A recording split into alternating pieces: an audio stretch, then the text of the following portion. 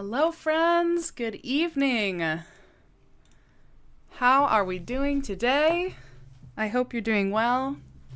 Hi, Debbie and Kim. I've got a Duncan here who cannot decide if she wants to jump up on this chair with me or not. And now that I'm talking and I'm live, she probably won't want to stay here. Oh my goodness. Let me know if everything's sounding good. I think, at least for a bit tonight, we're going to work on the ribbing of Abby's cardigan. Hi, Shannon. This is as far as I've gotten so far. Not very much.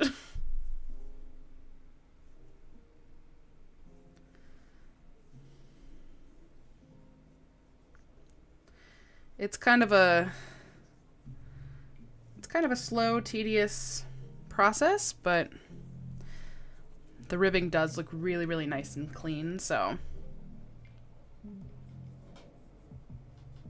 I suppose we'll go with it. Okay, good. And hey, what do you know? I'm actually live tonight. Actually live this time. I don't know how many of you were here last week when I thought I was live and was talking to no one for 30 minutes before I realized that I wasn't actually live.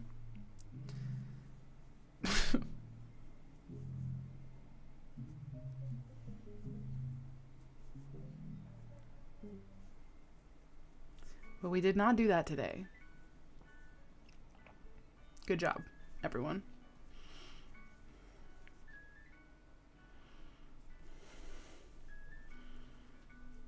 It is the most beautiful spring day in Michigan. Blue sky, sun shining, in the 60s. We have all the windows in our house open. It is just lovely.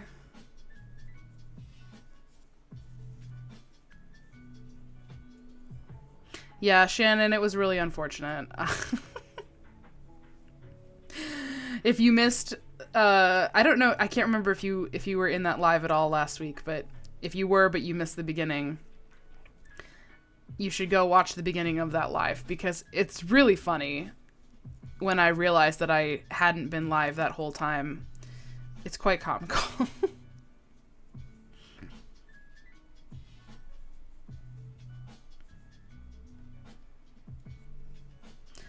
So, are we crocheting anything right now, friends? What are we working on?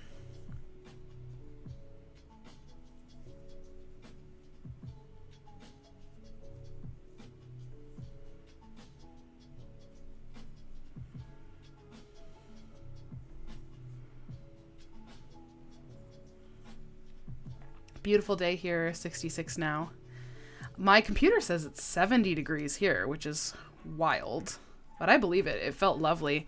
My friend was over helping me pack some certain boxes, and I drove her home, and we had the sunroof open, we had the windows down. It was so nice.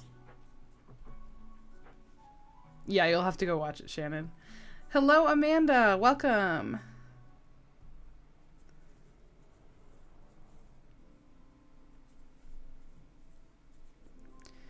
So we're just kind of snaking our way along the bottom edge of this cardigan, and we're doing a standard single crochet back loop only ribbing. Except for the very last stitch here, we go through both loops. So that was our back loop only, and this one we're doing a regular single crochet through both loops. And then we just work our way back down, slip stitch in the next two across, and then continue. A new to me market bag. Nice. Working on supper, but I got my uploads done. It's a good feeling. Mondays is when I'm trying to do all of my content scheduling and posting and everything for the week. And I was, like I said, focused on other things today. So I have not gotten my uploading done. That's probably something that I will work on after this live is over. Just finished dinner and getting back to winding yarn. Ah, yes, the Great Craft Room Organization project, Shannon. How's that coming along?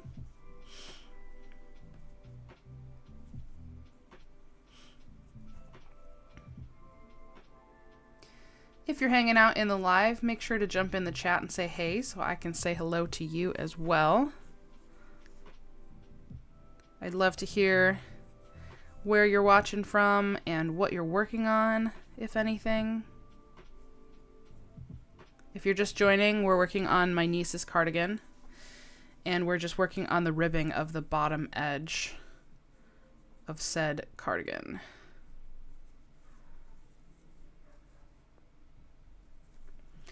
I do also have my ombre blanket off to the side here. If I decide that I'm getting sick of doing the ribbing, we might work on the blanket for a little bit, but this is the project that... Oh, hello, Duncan. This is the project that is going to be the priority. You gonna go get in your window? That's a good idea. The kitties have been loving having the windows open today. They've been thriving, just sniffing all the fresh air.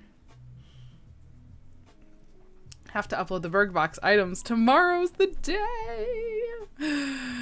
Tomorrow is the day. And like I mentioned, I had my friend over today. So you guys, I'm very proud of myself. Very proud of myself for how prepared I am for the spring BurgBox quarterly launch. My laser was finished with all the laser work on Friday. I had all of the elements packed and like all the individual items ready to be packed into boxes at the end of the day on Friday. And then I got to take an actual weekend. That's kind of unheard of, like the weekend before I do a launch. I'm usually working through the weekend because I still have so much to do. But I got to take Saturday and Sunday fully off of business things. And then today, since I already had all of the elements ready to go, I have a dear friend of mine who recently had surgery to repair a torn ACL. So she can't drive, she's very limited in her mobility right now because she's healing from ACL surgery. And she's been dying to get out of the house, and she's just like bored out of her mind at home. So I was like, hey, if I picked you up and brought you to the house, would you be interested in helping me pack some of my subscription boxes? And she was like, absolutely, yes, please come get me. Like, I want to get out of this house. So I picked her up today. We made some coffee. We put the welcome prints on all the boxes. We folded all 160 boxes, and we packed and sealed 104 out of the 160 boxes this afternoon. So we just wrapped that up, and I drove her back home before I came home and started this live. So that was the majority of my day, was just prepping boxes, which means tomorrow Michael and I only have 56 boxes to pack. And then all we have to do is slap some shipping labels on them, and they're ready to go out the door. So I'm very, very excited.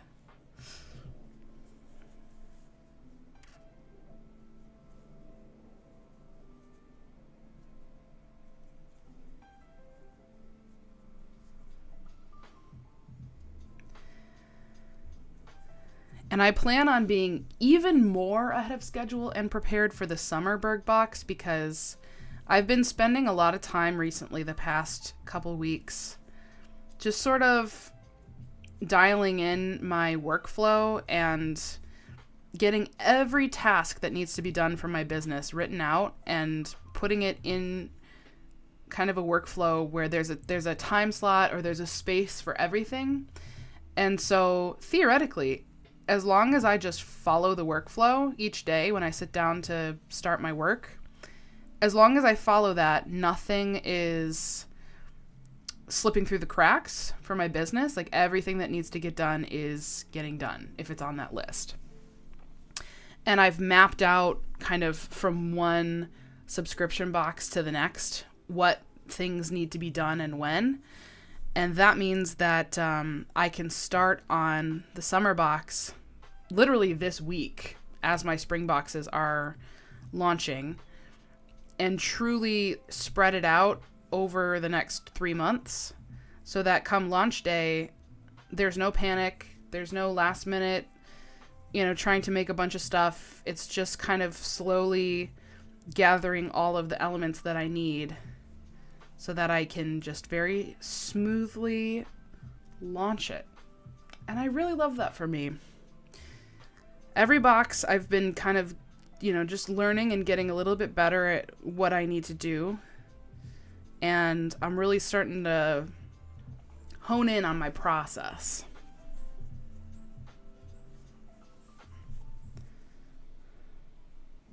It's kind of like, for those of you that hung out with me during Hot Cocoa Bomb season, toward the end there, you guys know I really had my rhythm down. I knew what I needed to do in the order of things, and I had it down to where I could just really be very efficient with my time and effort.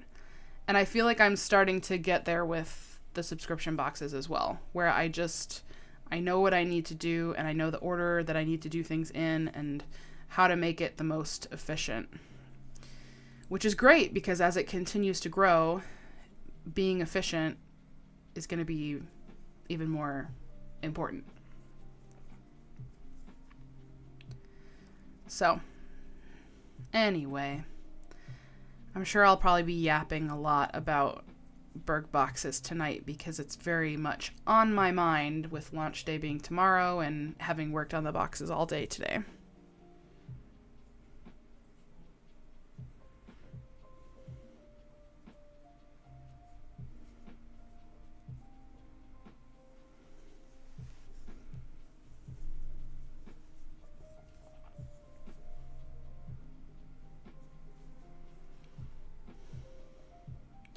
Because I went straight from taking my friend home to starting this live, one thing I did not do is eat dinner yet. And Michael works until 9 p.m. This is his new evening shift day that he has to work. So it's not like he can make dinner for us. So at some point, I will probably need to take a little break, but we didn't even have lunch until like 3:30, so I am not hungry yet because we had quite a late lunch, but we'll see if I can hold out until I'm done with this live. I'm planning to do 2 hours. I'm planning to go live. Well, obviously it's already past 6:30, but I'm planning to stay live until about 8:30.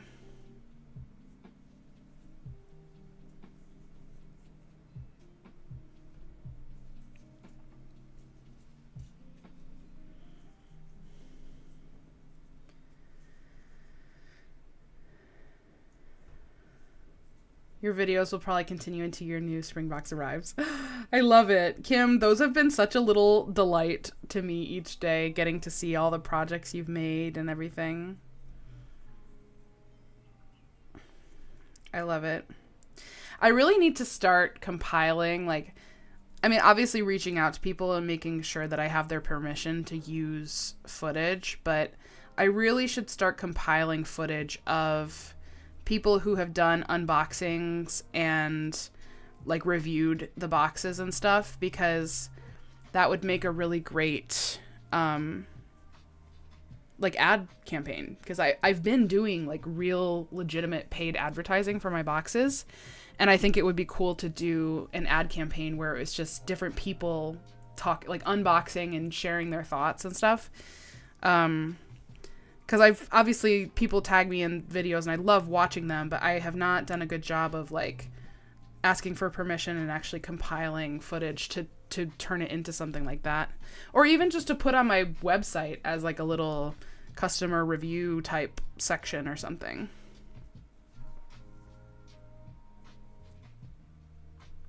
Hi Amy, welcome. Wanted you to see that the boxes get used. Yes.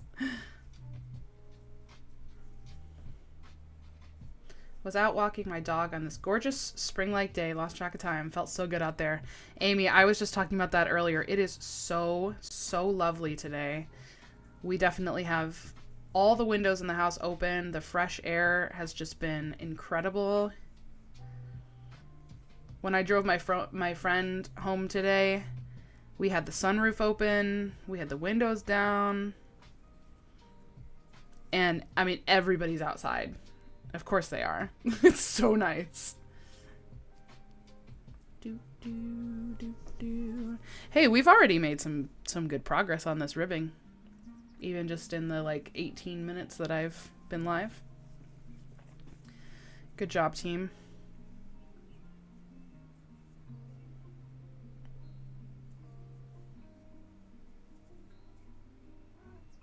Miss Duncan? What? She said, "Brrr." What do you think, my girl? What are you doing? Oh my goodness.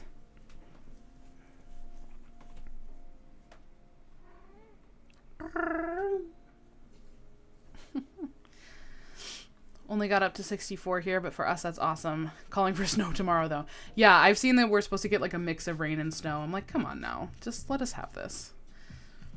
We were in like the high 60s today. Oh my goodness, Miss Duncan. That was very aggressive, the way you jumped down. Is you okay? Are you gonna come up? Do I need to scooch over and make some space for you? Oh, you do want to come up. Come on. Immediately walks away. No, this side, baby. Hey. Over here. Miss Girly. Miss Girl. Come on. Come on. Can you just come up here and get settled so I can keep going? Please? Come on. Hi, Nora. Welcome. Come on.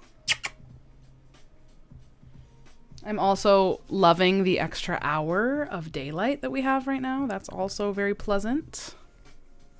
Mm-mm-mm. Oh, there she is. There she is. That's a good baby. Oh my goodness.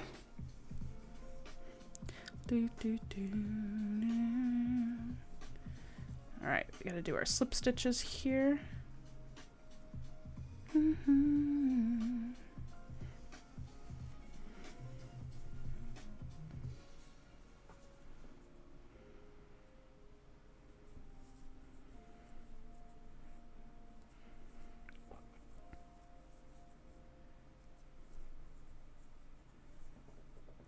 Yes, hasn't that extra daylight just...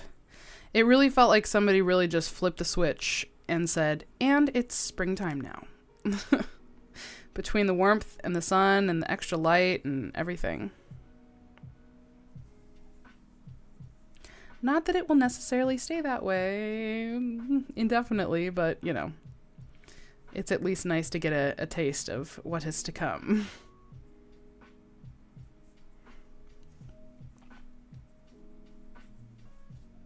Yeah, it always feels like with the spring forward one that even though it does, like, you know, it gets dark in the mornings again, that one always feels like it doesn't last as long as in the fall when you get light back in the morning. It feels like that one goes away really, really fast.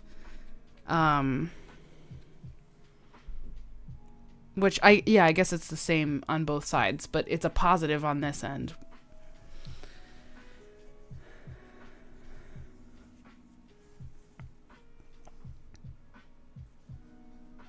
Yeah, I definitely don't enjoy losing the hour of sleep, especially because it always falls on a day when I have to be up early anyway. But at least the trade-off is you lose an hour once, and then it's light outside later for ever. Not ever, but you know, you get it.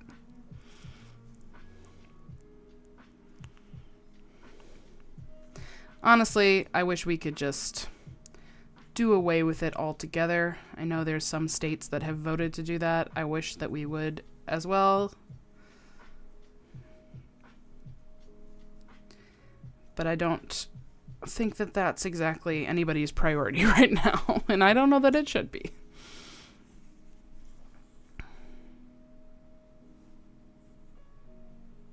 I'm sitting very awkwardly now that I've made space for Duncan. I'm like all arched.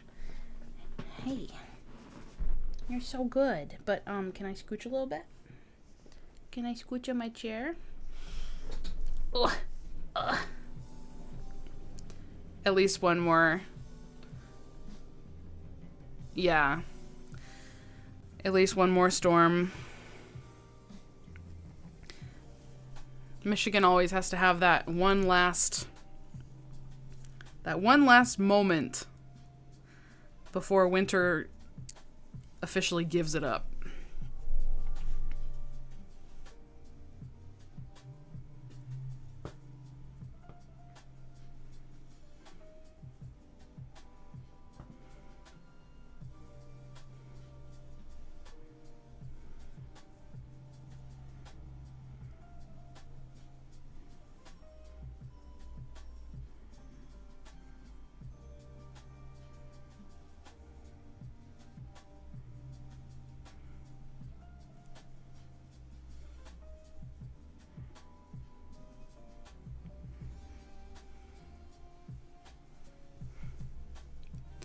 I think whenever I do make dinner tonight, it's probably going to be some ravioli. This week specifically, we're doing like a freezer. We're trying to do like a freezer clean out. We're trying to eat as much of the food in our freezer as we can, because it's just gotten a little bit stuffed with things, and I'd like to make some space in there. So we're trying our best to eat through the stuff that's in there. And I have some very tasty frozen ravioli. And I also have some frozen, like, Bosco sticks. So I thought maybe we could do, like, some ravioli and breadsticks. And I bought some pasta sauce to make with the ravioli. And even if I do get super hungry during this live and I need to stop and make the food, the ravioli is super quick. It only needs to boil for like 5 or 6 minutes. So realistically, I could make that without disrupting the live too much. But we'll see if I can hold out, since I did have that late lunch.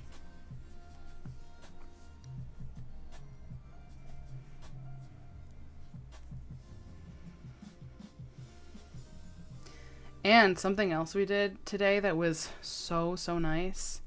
We did like a full fridge clean. We've been needing to do that for so long. You know, it's like you go too long without fully cleaning out your fridge and the shelves just get icky and sticky, and it was time. It was time. So we went through and we purged like any like condiments, things like that had been sitting for too long. We cleaned out anything that was yucky. We took everything out, wiped down the shelves, put everything clean, you know, everything that was still good be put back. And I feel like I can actually see what's in my fridge now. And it's just like, every time I open my fridge now, I'm like, it's so clean and organized. And everything in here I know is good. It's just a lovely thing.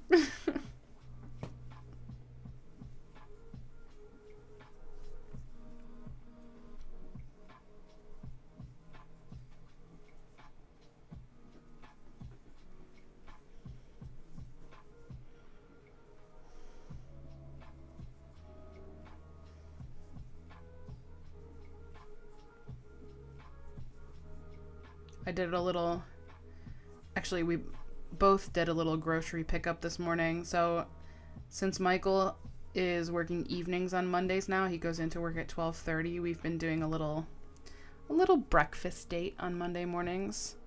So we went and got breakfast, and then on the way home, it was early because the pickup window for the grocery order was supposed to be between 11 and noon, and it wasn't even 11 yet. It was like 10 something, and we were heading home after breakfast, and I got the notification that the order was ready for pickup, and I was like, oh, let's go there first, which is fantastic because I didn't have to make a second trip out. We were already out.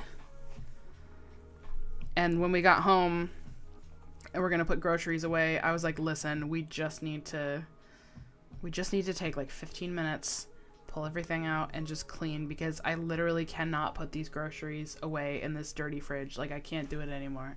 It's driving me crazy. I just need a clean fridge. I was just going to ask if you had your Monday morning date today. We did. We went to a place called Lincoln Park Grill. It's just a Coney Island, which for non-Michiganders is like a diner, basically. It used to be called Bill's Ham Place. And I'm still not sure if they just rebranded or if they fully changed hands, because they still have a thing on their menu about like their famous ham and like take home one of our whole hams. So I think Bill might still be bopping around, you know? But anyway, we'd been there when it was Bill's Ham Place, and we decided to go and try it now that it's Lincoln Park Grill. And it was good. You guys don't judge me for this, okay? If you've been around for a while, you might know I'm not really much of a breakfast food person, but I'm also weird because I love going out for like a breakfast date. I love the idea of a breakfast date, but there's not much on the breakfast menu that I get excited about. Eggs super give me the ick, and that's like over half the menu right there, okay? And I also can't really do like pancakes, waffles, French toast. All of that is like, there's something about the like batter and sugar combination that just makes me feel sick to my stomach. Like, I like the idea of it, and then I have a few bites and I'm like, okay, I'm done. I can't do anymore. So that really doesn't leave me with a whole lot of options on the breakfast menu. So I ordered a cheeseburger. I ordered a cheeseburger and fries. And you know what? It was delicious. And when you think about it, a cheeseburger and fries is really not that different from like diner breakfast food. Because you got your fries, which is basically like your hash browns, and you got meat, cheese, and bread. And a lot of breakfast food consists of meat, whether it's bacon or sausage or whatever, and bread, biscuits, toast. And there's usually, you know, it's not uncommon to have cheese involved in a breakfast situation either. Basically, it's just missing the eggs, and that's exactly how I want it to be. So, that's me justifying my cheeseburger and fries that I had for breakfast.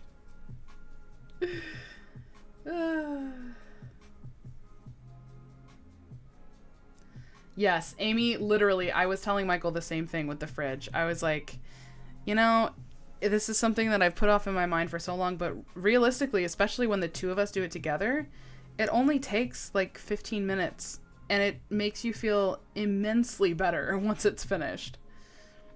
Sorry I can't make the live tonight. Wanted to pop in and say hey. I hope you all have an amazing week. Thanks for popping in and saying hi, Hannah. We'll catch you next time.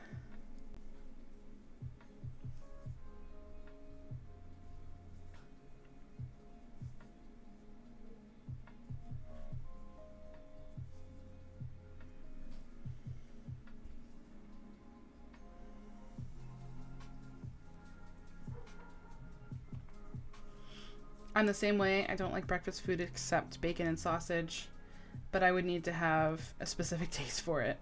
So I'm with you on the cheeseburger and fries for breakfast. Thank you. Thank you. If I do order like breakfast food, I will sometimes get just like a side of sausage and a side of hash browns. And that's what I'll have. Sometimes I'll do biscuits and gravy.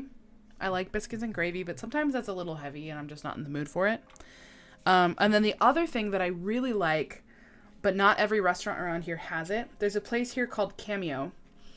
And they're kind of like a Coney Island situation as well. And we go there a lot. Michael wanted to try something else today because we usually opt for Cameo because that's where I want to go. Because they have potato pancakes. And I love potato pancakes. And it doesn't come with eggs or anything. It's like one of the only breakfast meal options that has where like the potatoes and the meat is the main thing and there's no eggs. So I like getting that, and it comes with sausage, and it's extremely filling, and it's very good.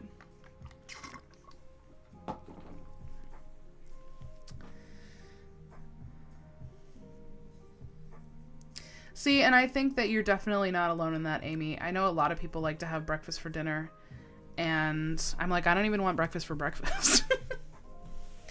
Here's what we're at so far for the trim, or the ribbing. That looks really nice. Really nice. We still have a while to go, a ways to go. And honestly, I think I am going to switch to the blanket at some point, because my thumb, this part right here, I do start to get some pain here sometimes with specific movements. And sewing and seaming, I've been doing a lot of that because you guys want to see? You guys want to see? You guys want to see a little something? This is what I was working on last night. The sleeve is finished. One sleeve is finished. So I did all of this, and I have a partial second sleeve done. This is where we're at on the second sleeve. I have stitched this way. I have to go back this way, and then we got to fold it in half and stitch it and do the cuff and all that. But the stitching, and then also with the rib, the way you have to work into the back loop only, like you kind of have to like hold it weird. And I tend to get some pain in my thumb here if I do that motion too much, and I'm feeling it. So I think I might swap to the blanket because it's a little easier on my thumb. And I do think something in the way of like when I was packing boxes today, I think that was also irritating that same part. Cheesy potato patties with bacon. That sounds delightful, Kim. That sounds delightful. Meat and potatoes. I love me some meat and potatoes, but the eggs, that's where I draw the line. I'm also not like, I like bacon, but I do not care about eating bacon by itself. Like, if you give me a meal and I get my choice of meat, I will never be choosing bacon. I will always choose sausage. I like bacon in stuff, but bacon by itself, I'm like, you know? And I feel like that's weird, but it's where I am. Okay. Thank you, Amanda.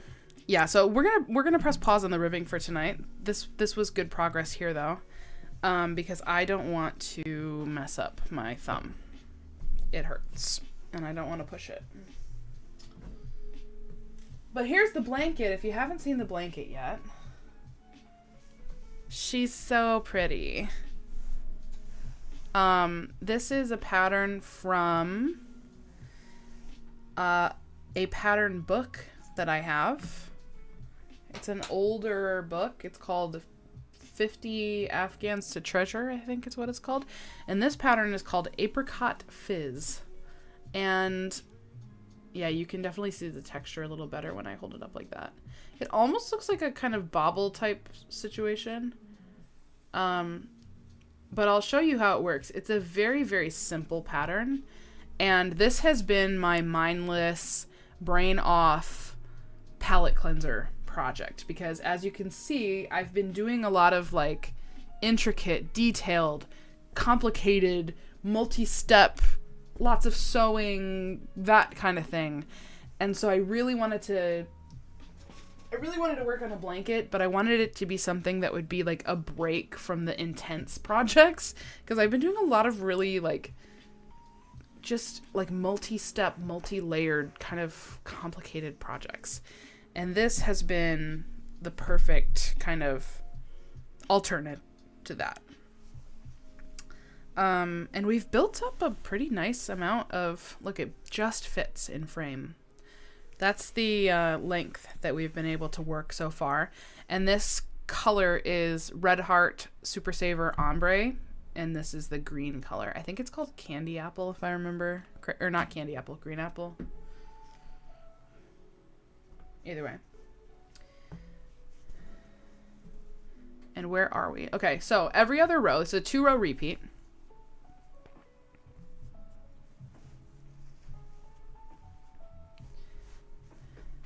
And this row is just double crochets.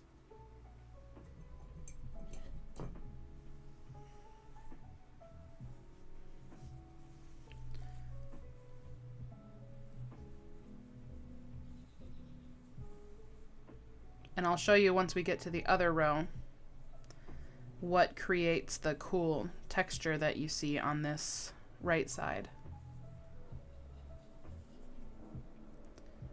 That was something that was popular in the diner I cooked in. Oh, nice. Love certain kinds of bacon, but it has to be just the right kind of smoke flavor and cooked just right. Yeah, I feel that. Yes, it is Red Heart Super Saver Ombre. I relate to that, Amy. I relate to that.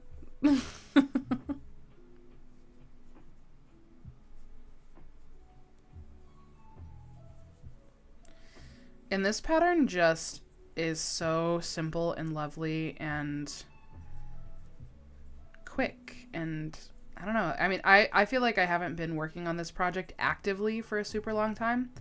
It's been a WIP. I started it on Super Bowl Sunday. So maybe about a month-ish, right? But I haven't picked it up super often because you guys know I've been really trying to finish a lot of projects. So I haven't put a ton of hours into this one, but you can see how much length is built up just in the amount of time that I have worked on it. So I feel like this one does build pretty quickly. Oops. Yeah, the yarn is, it has an interesting feel to it. I am not bothered too much by yarn feeling either like stiff or if it just has kind of like a weird feel, a weird texture to it. I know for some people that's like a really off-putting thing. It doesn't bother me too much, especially when I know that it's gonna soften up really nicely when it's done. I can kind of deal with it in the process. The pattern is called Apricot Fizz, but I don't think it's available online anywhere. It's in a pretty old crochet book that someone actually gave to me, a pattern book. I had shared the name of the pattern in a video where I was talking about this blanket, and somebody actually told me that they went looking for it online and they couldn't find it.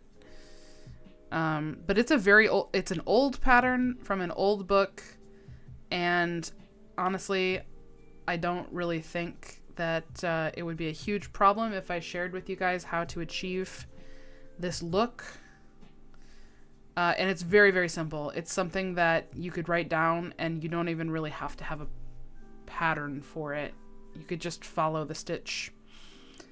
And it would probably be very simple to work up. Working on a hexie-cardi with it in deep teal. I couldn't find that green color, but that's what I wanted. So this yarn was in a batch of yarn that was given to me by somebody who had a relative pass away that left apparently a ton of yarn, and they didn't know what to do with it. They had heard that I would probably be willing to take it, and I was like, yes, I will take it and I will give it a good home. So they did bring me quite a bit of yarn, and part of it was 7 full skeins of this green ombre. And there were other ombres too, but there were 7 of this green. So I decided that I just needed to make a blanket with it.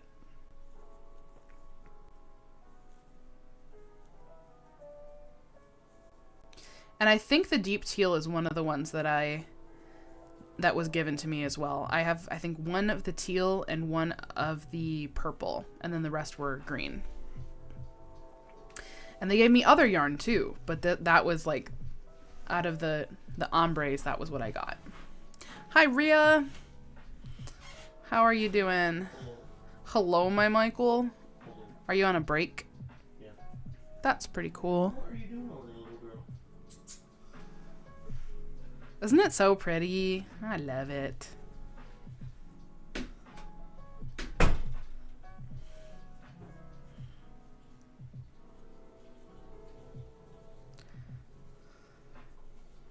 It's starting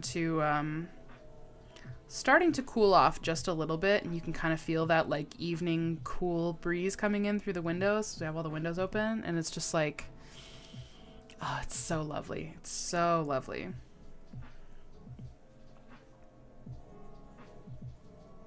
I don't even know what I'm doing with this blanket once it's finished. I'm like, am I going to keep it? And am I going to give it to somebody? I don't know.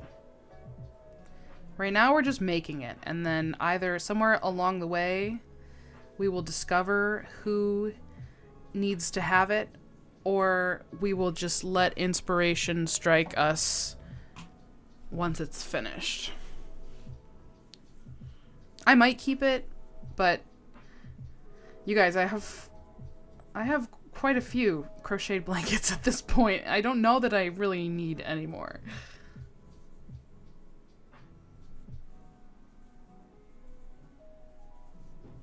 But it has been a while since I've made a blanket for myself. The past, like, what, 9 blankets I've made, I've given away to other people. I was going to do the rest of those frozen raviolis and the Bosco sticks. We bought pasta sauce. Are you going to try and make it?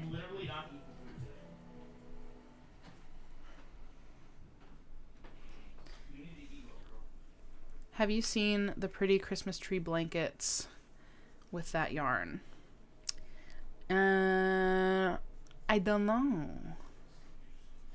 Maybe?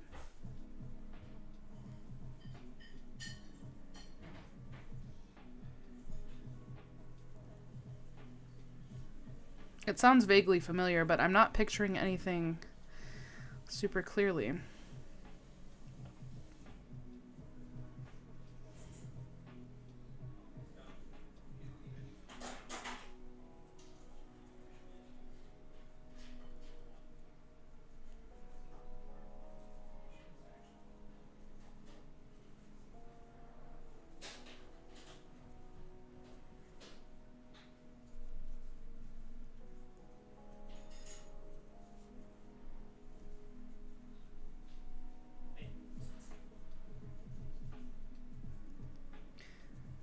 So we're just doing double crochets all the way across for this row.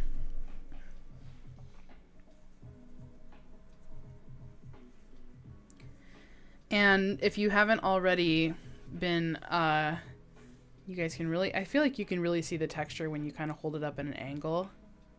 All these little bumps. And it's so like even and geometric and pretty. I just love how precise it all looks. But if you haven't already heard how this pattern works, the other row, because this is a 2-row repeat, you're going to be, I mean, I think you'll be surprised at how simple it is achieving this look. I was. when I realized, like, oh, that's all it is.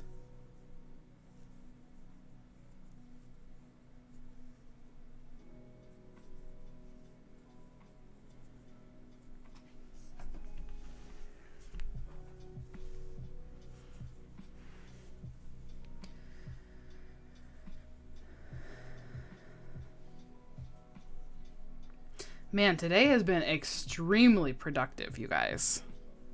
Extremely productive. I didn't have to wake up to an alarm because we've been definitely letting ourselves sleep in on Mondays since Michael doesn't start work until 12:30. We went and got breakfast. We had a cute little breakfast date. Picked up our grocery order for the week on the way home. Gave the fridge a deep clean. Cleaned out everything in there. Put away our groceries. And then I had my quiet time with Jesus. I did a little house reset. Cleaned and tidied and everything.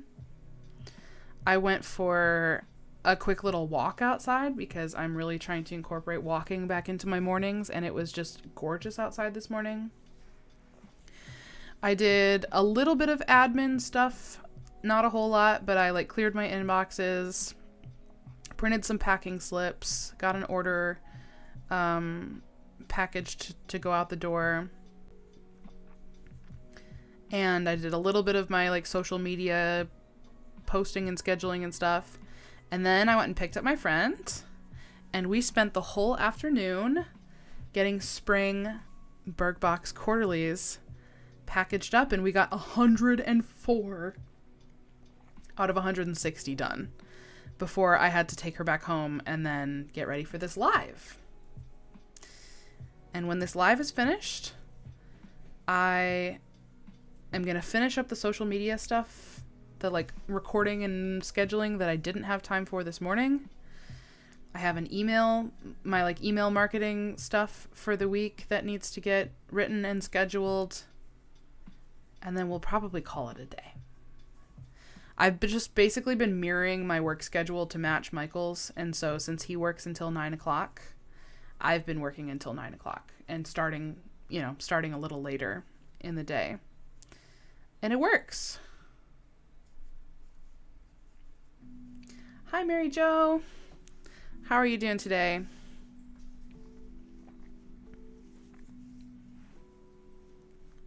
If you haven't yet, guys, make sure if you're crocheting something to let us know in the chat what you're working on, because I always love to hear.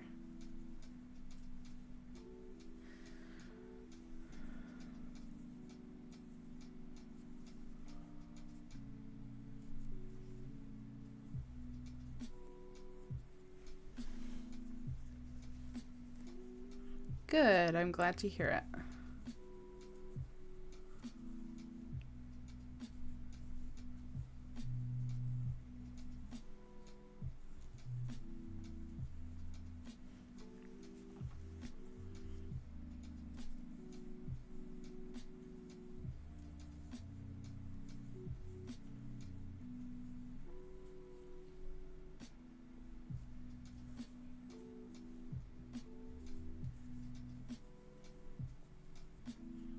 You learned to crochet 11 years ago. Very nice. What kind of stuff do you like to make? I do love a good blanket, as you can see. I love crocheting clothing, home decor, accessories, basically anything that's not amigurumi.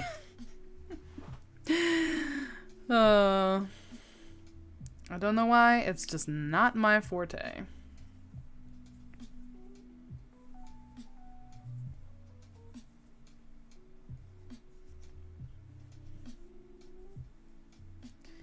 Did your sister's wedding happen yet? Was your mom happy with her cape and belt? It did, Amy. The wedding happened. It was lovely. It was beautiful. And the capelet and belt turned out really nice. Her whole outfit came together really nicely. There are a couple pictures included in my most recent vlog, which if you guys haven't watched my most recent vlog yet, after the live wraps up, I've got your content, your entertainment for the evening all lined up. It's a long one. It's a long one. I'm trying to get back to doing longer vlogs because low key, when I look at the analytics, the longer videos have performed a lot better than my shorter ones. And the shorter ones, by the way, are still like 45 minutes long. But the ones that are over an hour long tend to do a lot better, which I understand. I'm the type of person who really likes settling in and crocheting for a longer vlog, so I get why those do better. So I'm going to try and, you know, keep my vlogs longer since that seems to be my niche. But anyway, it's a nice long vlog, and I finished 3 different projects in that video, and one of the projects was the belt, and there are a couple of pictures in there of her in her outfit for the wedding in that vlog. Oh, hi Duncan. Bunnies, cats, and baby clothes. I love that. I love making baby clothes. Oh my gosh. You know what's fantastic about crocheting baby clothes is that you get the satisfaction of making a clothing item, but it doesn't take you nearly as long as making like an adult-sized or even kid-sized clothing item because it's for a baby. They're so tiny and cute and quick, and then it's like you're done and you made a whole, you know, dress or overalls or whatever it is, and it's like, I did that. I made a whole clothing piece, but it's like a tiny one. So yes, I agree. I love making baby clothes, doll clothes, like American Girl doll clothes. Lots of satisfaction from that. I am working on the second sock for this pair. Very nice.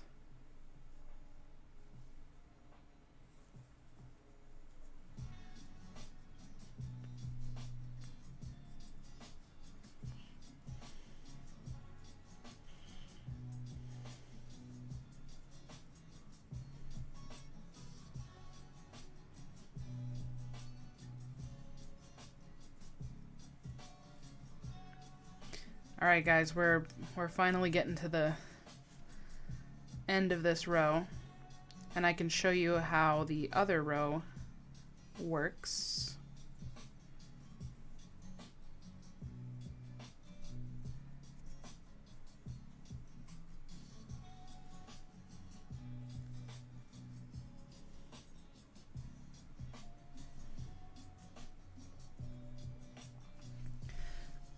How do you keep edges so straight?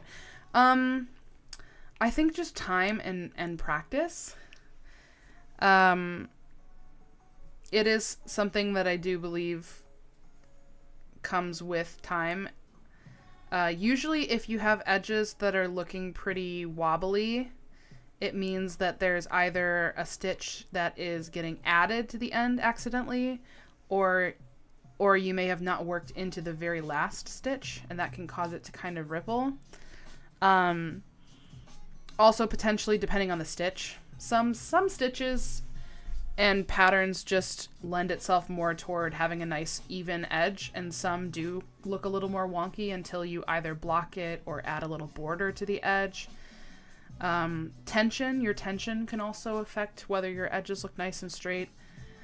So the more, you know, you crochet and the more you kind of figure out how to have nice even tension, the more even your edges will look. If you are struggling with getting a nice even edge, my 2 recommendations for fixing it like afterward would be to either, like I said, block it or do a little border around the edge.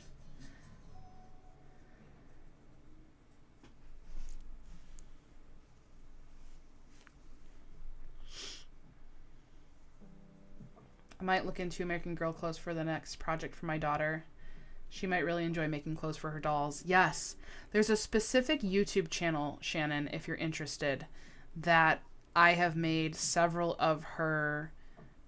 She does a lot of designs specifically for American Girl dolls, and she has such cute stuff, and I really enjoy her. She has a bunch of really great video tutorials for shirts, pants, skirts, dresses, shoes, hats, coats, all kinds of cute American Girl doll patterns.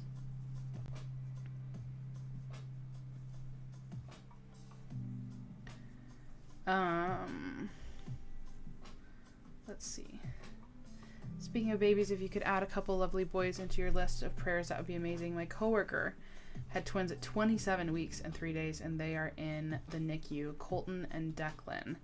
Absolutely. Let's pray for Colton and Declan right now. Lord, we just lift up these precious babies to you right now.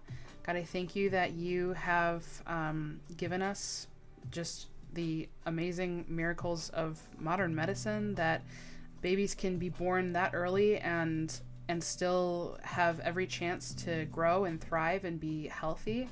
And so I just pray that you would be with them right now. God, whatever they need, if they need their hearts, lungs, whatever to strengthen, to be able to function and do what they need to do, I just pray that you would help them to grow stronger, help them to get all of the care that they need.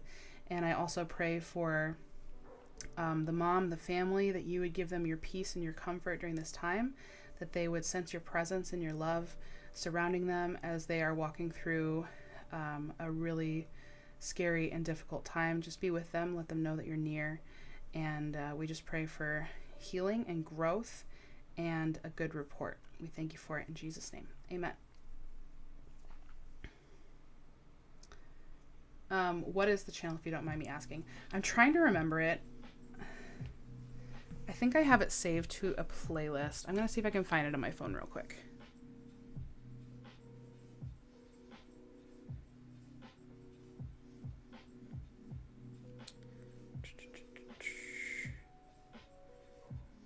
Because I believe I have some of her videos saved to a playlist. And I can tell you... Yes. Her channel is called All My Crochet. All one word. All My Crochet.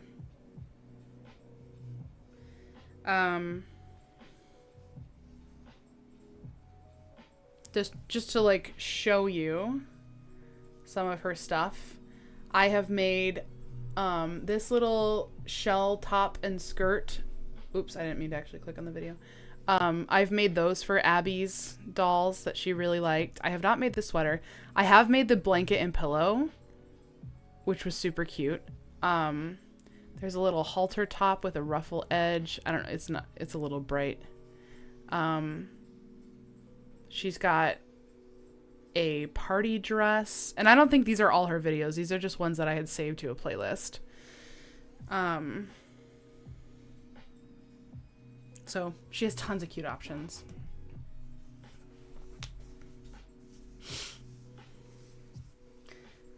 Ooh. Always happy to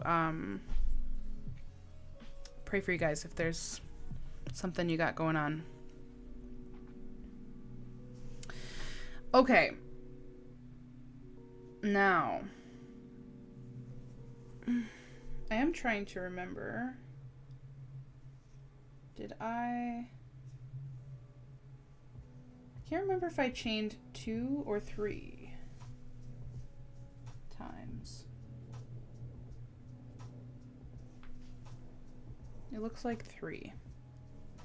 Because I can't remember if my... I'm going to look it up in the book real quick because I actually don't remember. I don't remember if the chain counts as a stitch or not. Ooh, I just hit my keyboard. Did I do something weird? I just put my hand all over my keyboard. Okay.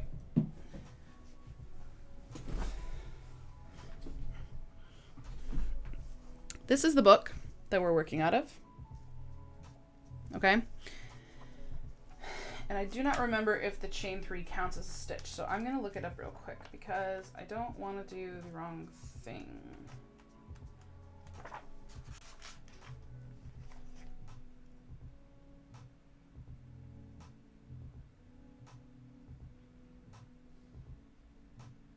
Oh, okay. I'm glad I looked it up. Yeah, I forgot. You actually only chain 1 on this because of the way that this has worked. So on the rows where you're doing just double crochets across, you do chain 3 and it counts as a stitch. But on these rows, you chain 1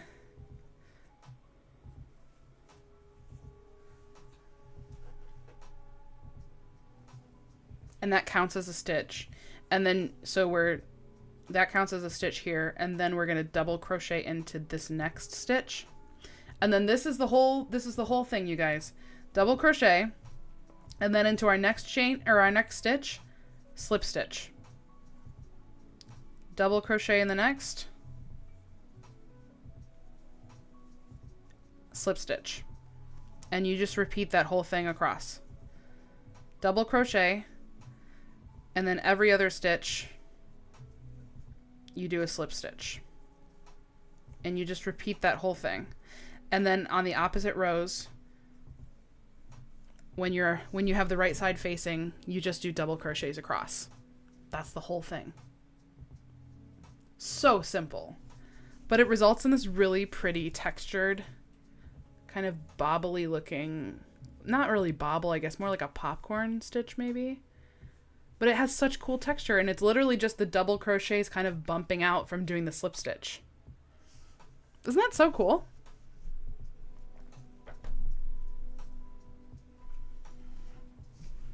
So simple.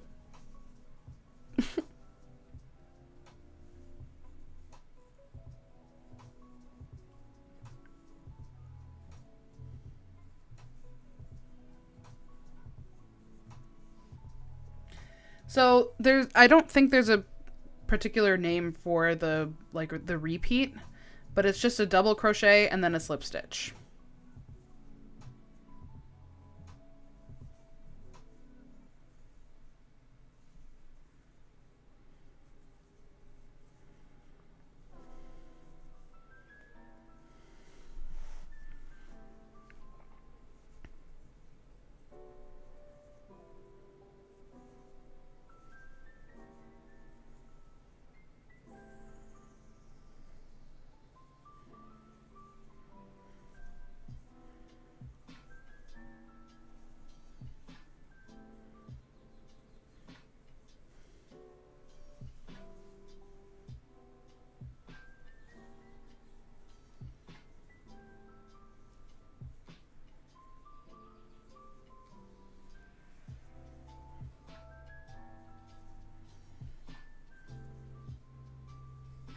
Do I have a Dunkin' in the window? I do.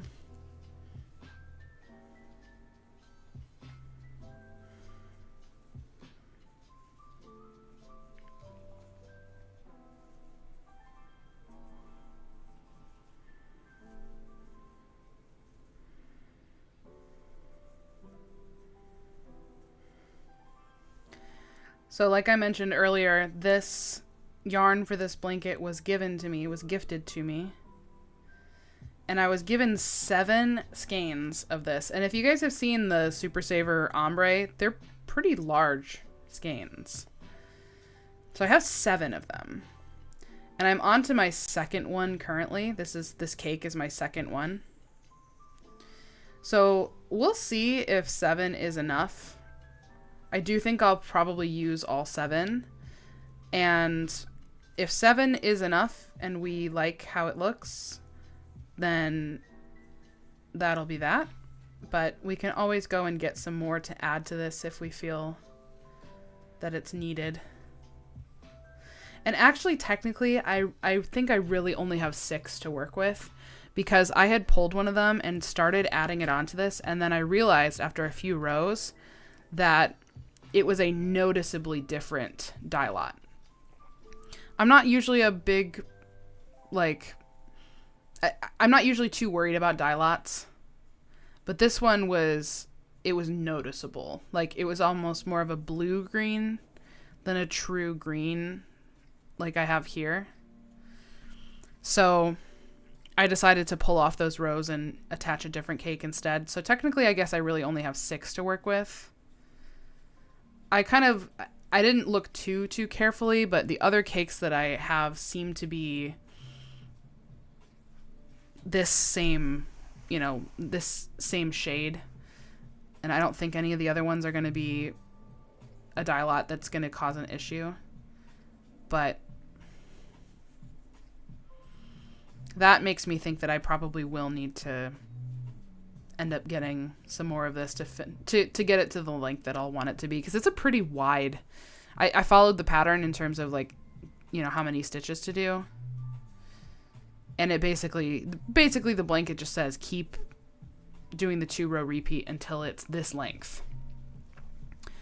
So I don't have like a, oh, I need to get to this many rows. It's just, I'm going to keep going until it's the length that I want it to be.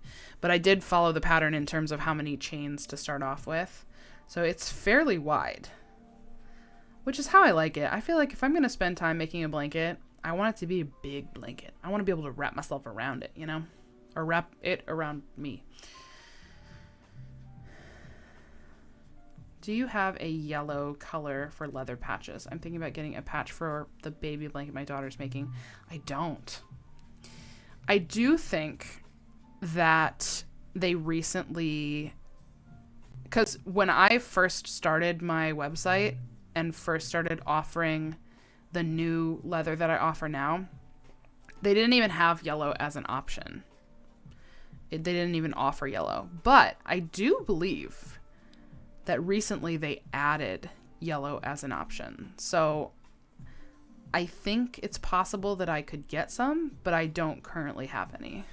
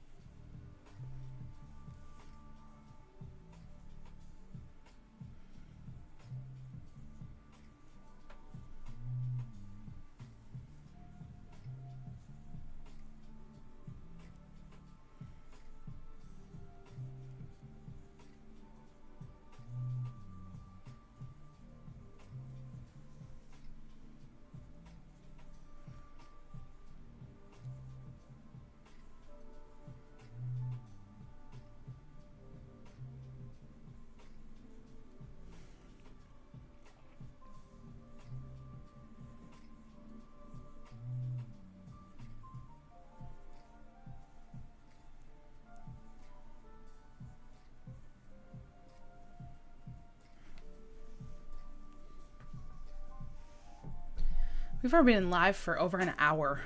That's crazy. Time flies.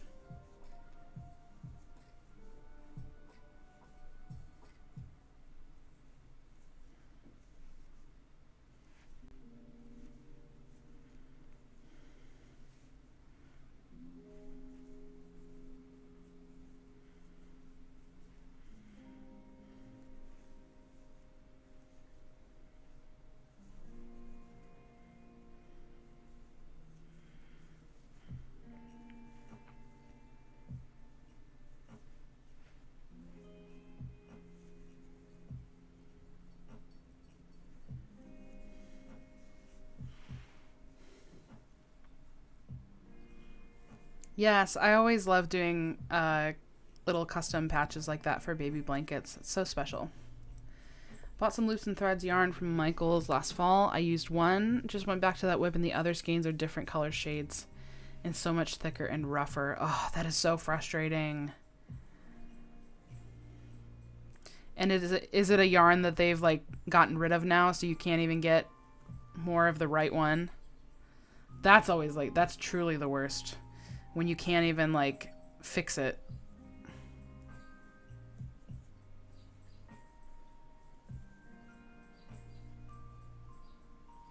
That inconsistency in like production is such a frustrating part about yarn sometimes.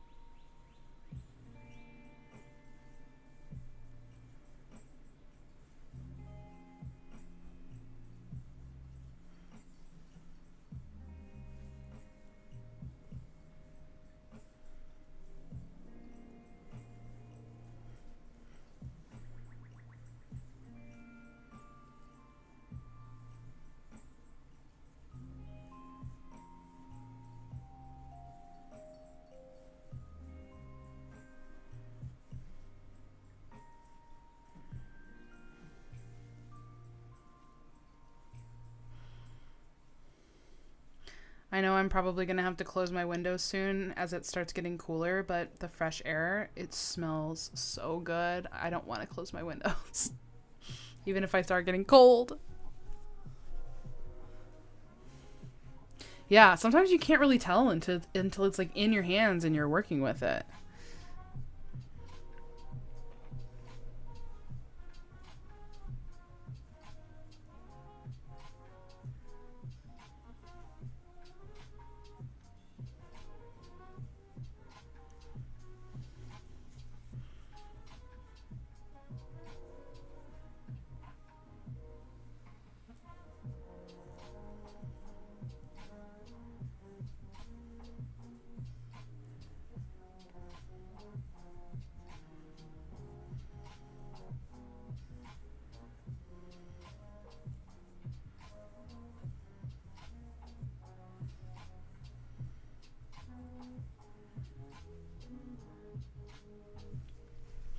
You know what's going to be crazy, you guys? Once these spring boxes are out. Well, first of all, so launch day is tomorrow, which is wild. And that's Tuesday. Wednesday, I am taking the day off. I have been working so hard to get these ready. And I've been working very diligently. Working into the evening most days because I'm doing like double duty. I'm playing catch up because not only am I getting the spring boxes out, but I'm trying really hard to keep up with that new workflow that I set for myself. So I've been working a lot, but I knew that it was okay because it was a temporary thing, and I haven't felt absolutely exhausted and depleted. I've just felt like very productive, and I'm tired at the end of the day, but I'm not like totally exhausted. So I'm going to take a day off on Wednesday, and I'm not going to do anything because I've been working very, very hard. And after that, we're kind of entering into a new season where for winter boxes, I was extremely busy. We've gone over that a billion times. You guys know that was a really busy season for me.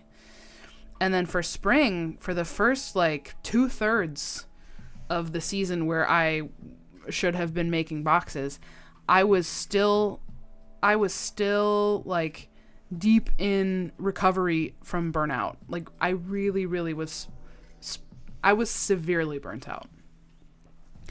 And that put me behind on getting everything done because I just could not get it together. And then I kind of clawed my way out of it, and now I'm feeling really good. I'm feeling really, really good. I feel back to myself 100% in terms of like my motivation, my drive to like do the thing. I'm excited about my work. I don't dread starting my work day. I look forward to getting out of bed and starting work. Which is fantastic. That's how I want to feel. I want to feel excited about my work and about my business, and I do. And once the spring boxes are out, now I get to just follow the workflow I've set for myself. And because I don't need to rush anything, I will get to like clock out and be done with work at a normal time. And then like I can do whatever I want in the evening. I can relax. I can crochet for fun. I can hang out with friends. I can hang out with Michael. I could watch a show. I could hang out with my kitties. I could go for a bike ride. Like working into the evening has just been such a normal part of my rhythm for quite a while now. In the winter, it was out of necessity for hot cocoa bomb season. And then now it's been playing catch up because of burnout.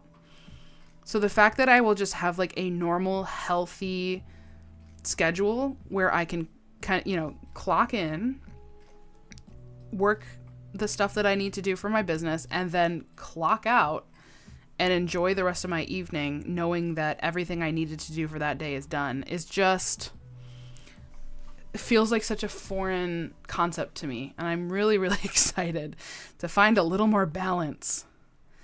And because there's no impending hot cocoa bomb season this year, and because I'm staying on top of tasks from one Berg Box quarterly to the next, there is no like bracing for the crazy season. It will as long as I can stay on top of this workflow that I've set for myself, it will just continue to be steady. And I'm so excited about that. It feels so freeing. I'm like genuinely so excited to just find that balance for myself. Also, thank you guys. It's very exciting that this is the 5th Berg Box that I've sent out. I can't believe we're already at 5.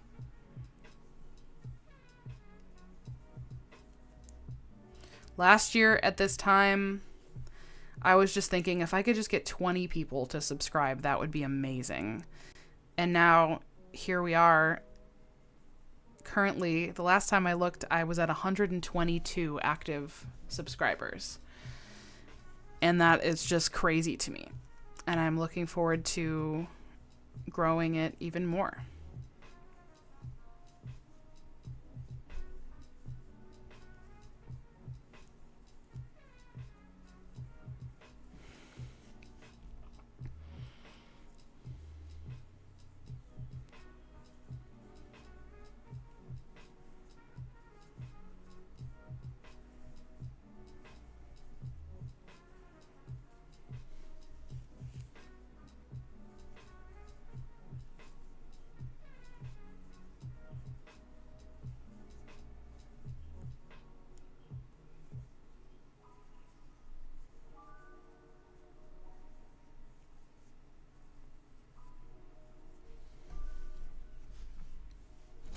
Pretty soon this blanket's going to be at the point where it's hard to work on it on a table because it's going to be a lot to flip over.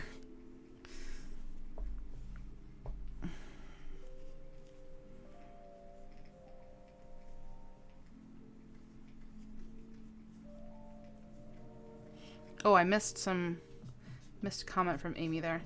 I'm loving looking at your blanket. Make me want to make one like that. Love how the colors are working up in the ombre like that. It's not quite as pretty in something with shorter rows.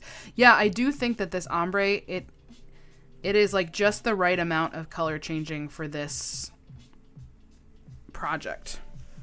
They're pretty slow color changes, right? Because this is a wide blanket and it does feel very gradual.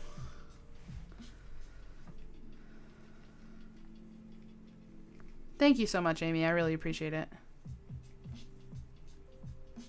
Yes, she did open up another box, and it's funny because like I told her in the note, I was way behind. I mean, you guys get the reason why, all the burnout as previously mentioned. But it's so funny because I'm getting ready to turn around and send her the spring box like this week. She's going to be sick of getting boxes from me.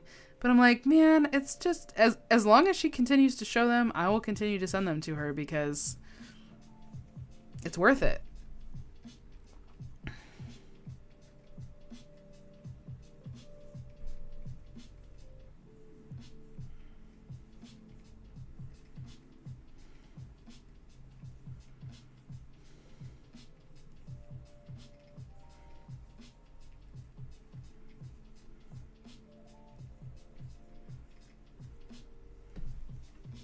Oh no. You guys, I got off. Where did I get off? Oh, right here. Okay, it wasn't too far. It's like, no, I'm supposed to end with the slip stitch, not a double.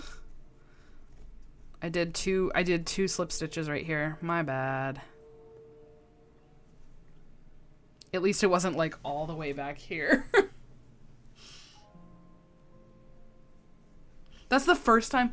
That's actually really surprising. That's the first time I've done this on this blanket. I've never gotten like where I either skipped one or added an extra and was off by a stitch. But I mean, this is so like grid-like that you can immediately tell if it's wrong. But unfortunately, you don't see it when you're working on this side because it's on the other side.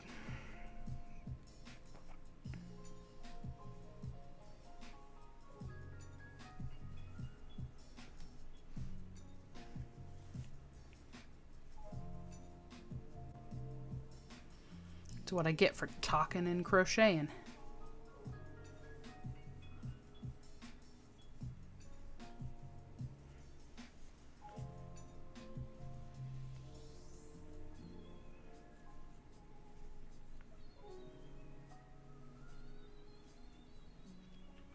So I have to decide what I want to do with my day off on Wednesday. I'm definitely going to sleep in a little bit. And I think I'm going to try and, well, I don't know that I'll say I'll try and finish Abby's cardigan, but I would like to make some progress on Abby's cardigan.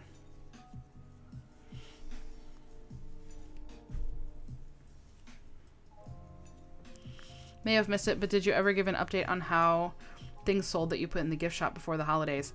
You know, I have not heard anything from them. I think about it every once in a while. I'm like, I need to reach out to her and see what's going on with that, but I have not gotten an update. I assume that means that nothing else has sold. Obviously we're getting into spring now, so pretty much the items that are left they probably don't even have them out at this point. I was going to reach out to her and talk with her about maybe bringing in some things that are more seasonally appropriate at this point. So that could be another fun vlog in the future of making some more like spring summer items for the shop. But I have not connected with her in a little while now to see what they might want me to do.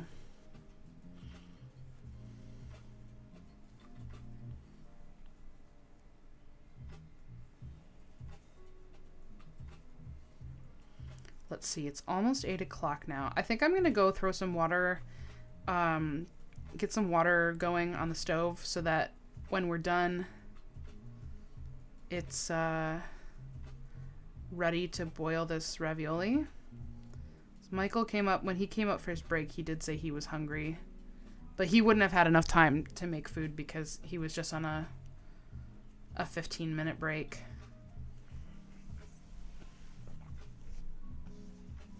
Beautiful, beautiful, beautiful, beautiful. Okay, I will be right back. I'm going to get some water on the stove. Talk amongst yourselves.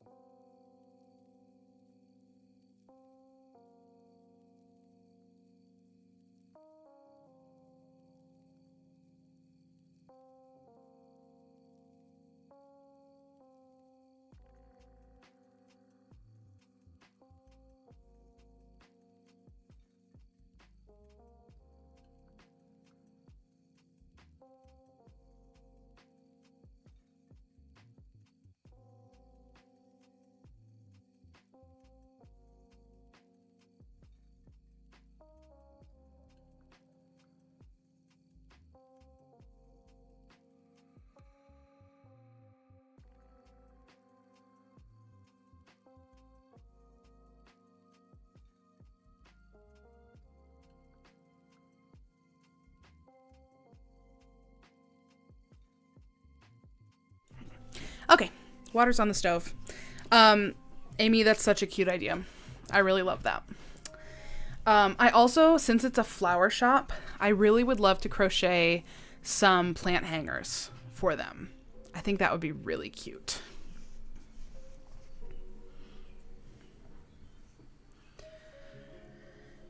Okay, so that's counting as our stitch there. So we're back to our double crochet row now. I also think that tumbler cozies might do well. Like this one. I could make a handful of these tumbler cozies, and I think that would be really cute.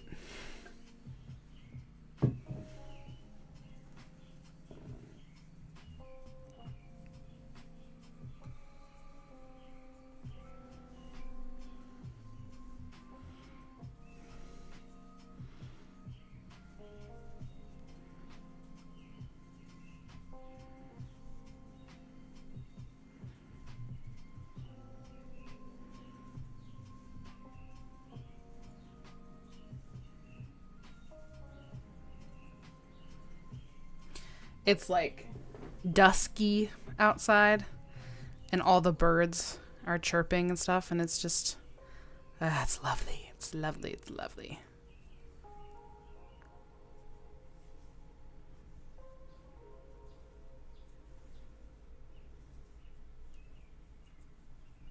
Plant hangers would be great. I crocheted baskets to put potted plants in for gifts last year. That might be good there too. Yes, I love a crochet basket. And your little wall hangers too. I have so many of, well, I don't know about so many, but I have at least half a dozen of those left over from previous market/store endeavors. So I could absolutely take some plant hangers to them.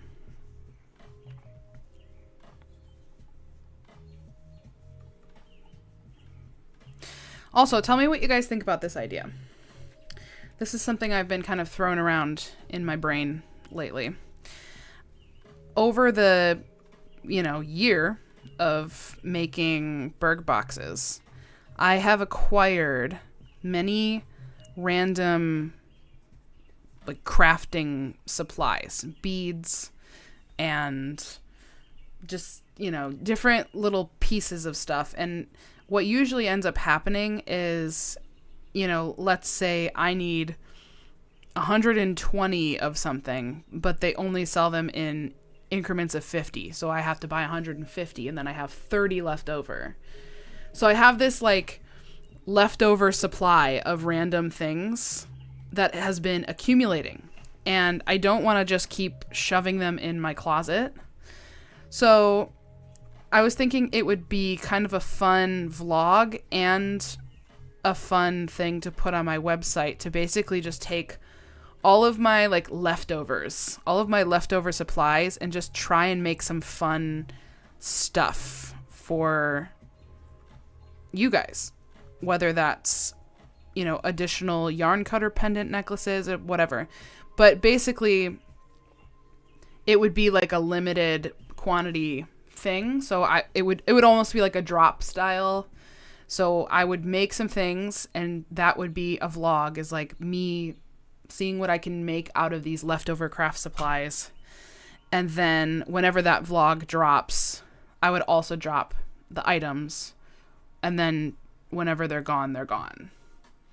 Would that be something that would be fun? Because I kind of feel like that would be fun as a vlog, and it would also be fun as to make some kind of one-of-a-kind unique stuff in my shop. And it would also be a good way to use up things without having them just sit and be wasted.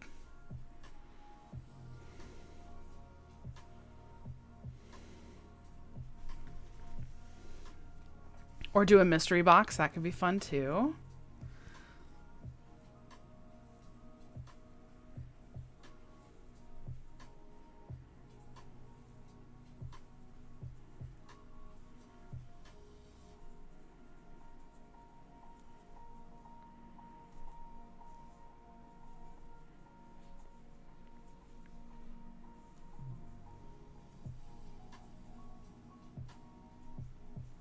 All right. Tammy thinks it's a great idea, so I'm in.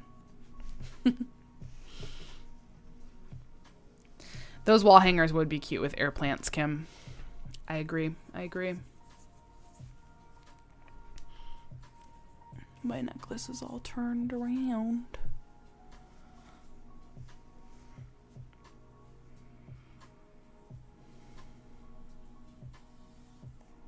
I don't know that I would be ready to make that vlog anytime soon and make those items anytime soon, but, you know, add it to the ever-growing list of fun video ideas.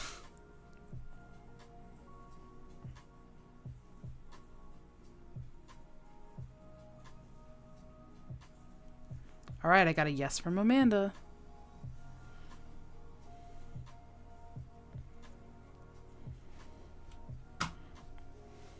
So what do we think of Monday nights, guys?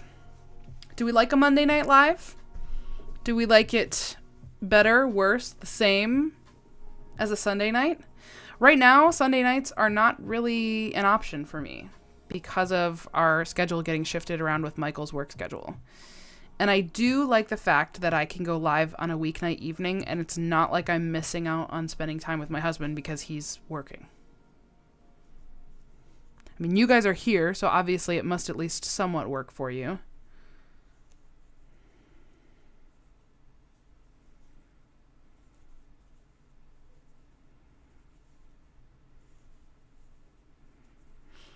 I would like to eventually settle on a consistent day and time so that there's no, you know, there's no guessing of like, is she going live today? When is it? I don't remember. Like, you just know Jessica's going to be live at this day, this time.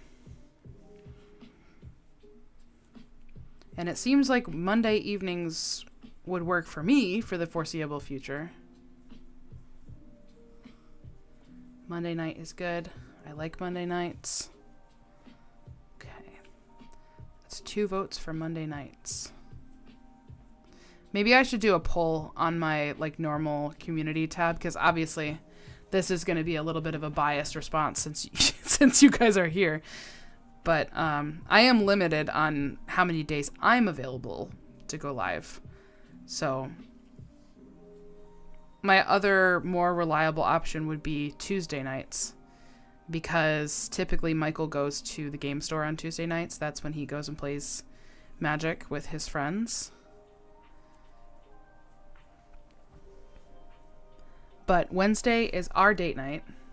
Thursday is my Bible study.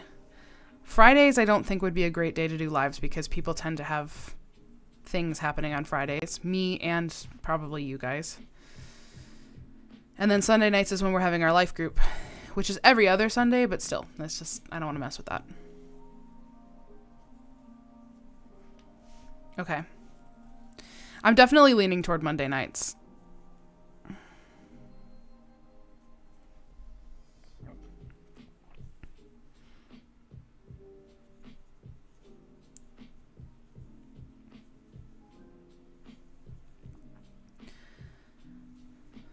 So for now, let's plan on our next live being the same thing. Next Monday at 6:30 Eastern.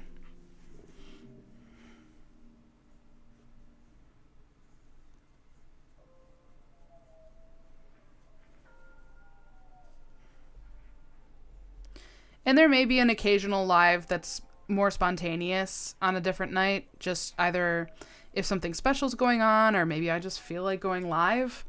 I certainly may do lives at other times as well, but I really like the idea of having a weekly scheduled same time, same day so that everybody can kind of come to expect it.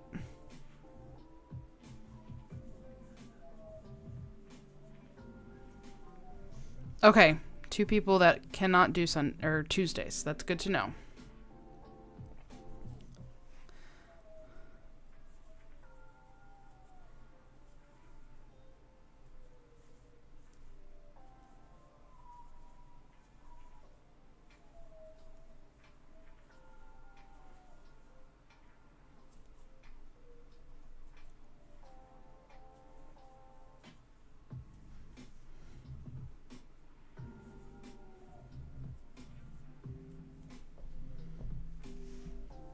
I do like the idea of a Monday night as well because for me, it's like like I said, I've been mirroring my work schedule to reflect Michael's. So on Mondays, I've also been working 12:30 to 9 when he works. And so if I do my lives, it doesn't feel like work, but technically it is, you know? Like I'm engaging with you guys. I'm working to hopefully help it grow my channel, grow my community, all that. And like that is part of this is part of my business, you know? So having a regularly scheduled live, I get to crochet and I get to hang out with my friends and I get to chat and we have fun, but technically it is work. And I could easily, like if there's Monday nights where I'm trying to get custom orders done, I could easily have the laser running while we're hanging out too. So I could double up on the work aspect of it if needed. I would have to alternate between you and my other Monday crocheters. How many Monday crocheters do you have, Debbie? I understand why Monday would be an appealing day for people to have as like their set live stream day. So if I must share you with others, Debbie, I understand.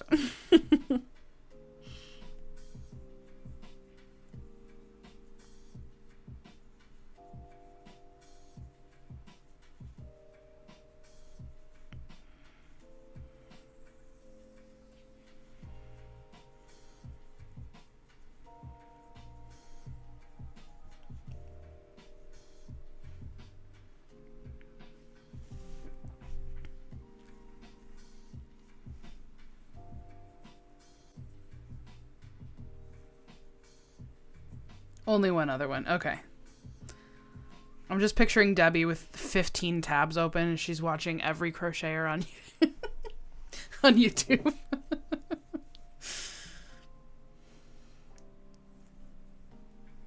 Talk about too many WIPs.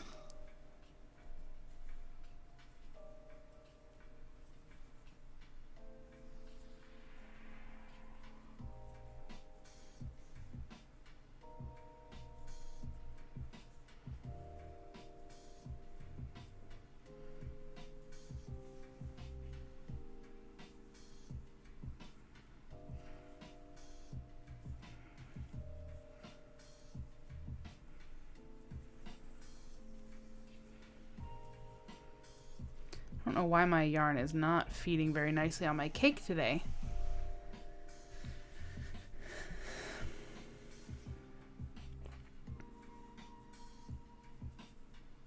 Usually 3 going. I love it. I love it. Multitasking queen.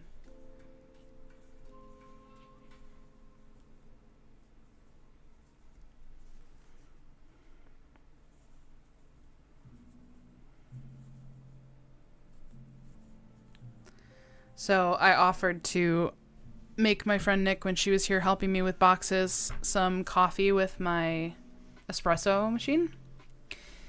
And she likes to make at home. I basically made like what she makes for herself at home. I basically made her like an iced brown sugar shaken espresso. And it was really fun to make. And I don't really like sweet coffee. I do think Michael would like that though. So I think I'm going to make one for him and see how he likes it. So I just brewed the espresso on top of, like I put a tablespoon of brown sugar in a little mason jar and then brewed the espresso into that and then added ice, put the lid on and shook it up. And then you add, I have oat milk. I actually have Barista Lovers oat milk in the fridge right now. It's very like velvety and nice. So I added that to it. And I kind of want to make him one.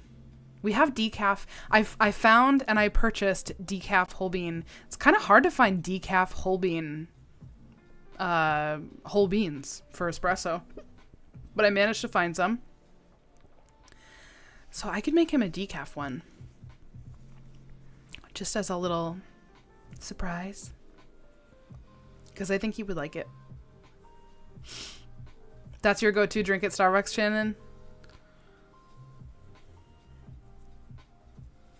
It was fun to make. I think it would be fun to make one for him.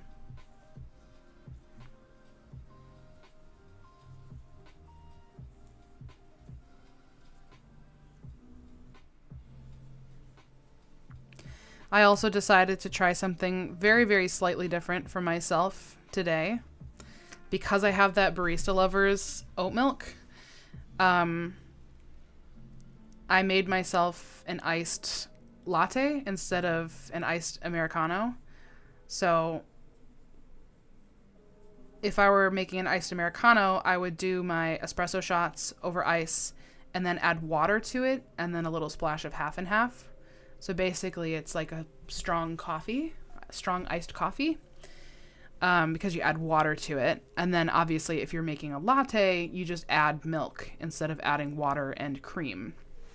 So it's more milky. So I decided to try something a little different. I did oat milk instead of my Americano, and shocker, I did not like it as much. I didn't not like it, but I was like, yeah, I just like what I like. And what I like is an iced Americano.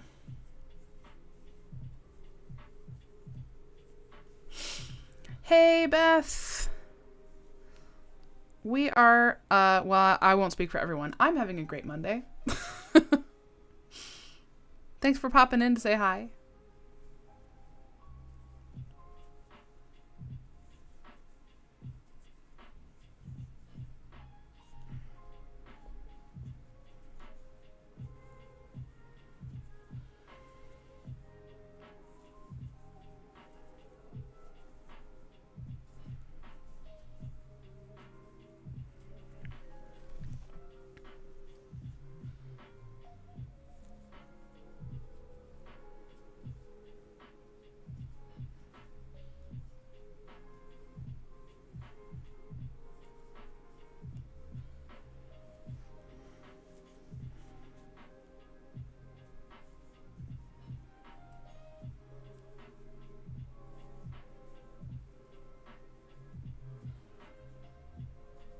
We've got about 15 minutes left here before we're going to wrap up the live for tonight.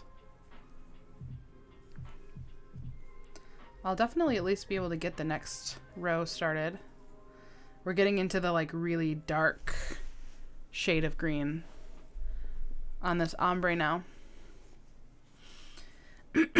Finally made one. How many kitty appearances have I missed? Not really any. Duncan was here for a little bit in the beginning, and she's in the window. Now that it's dark outside, you can't really tell, but she is right there. Murdoch has not made an appearance at all. I think she's been hanging out downstairs with Michael, because I feel like when she's up here, usually she has made herself known by now.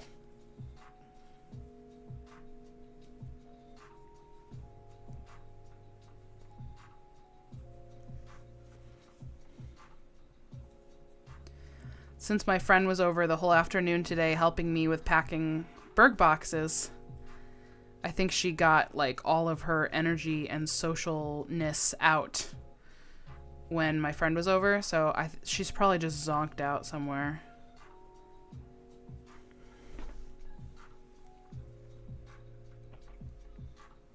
Oh, speaking of Murdoch. Hello, hello. We finally today were able to get a scheduled appointment for getting her fixed. I have been really trying to go through, we have a like affordable spay-neuter clinic nearby that is way more reasonable in cost than doing it directly like through the vet.